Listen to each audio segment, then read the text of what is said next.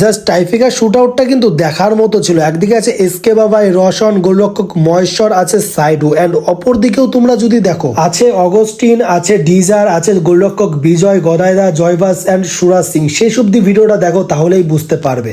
রশন আর ওদিকে আছে গোলরক্ষক বিজয়, 5 শট ওইখান থেকে রশন, ভালো গোল রশন, ভালো গোল। তার জন্য অগস্টিন অগস্টিন অগস্টিন ঠান্ডা মাথায় গোল করলো ওখান থেকে অগস্টিন, ভালো গোল করলো অগস্টিন। দ্বিতীয় শট কাটোয়া আর ওদিকে গোলরক্ষক বিজয়, দলের দ্বিতীয় শট, এটা কিন্তু মিস করলো, অ্যাকচুয়ালি মিস করলো।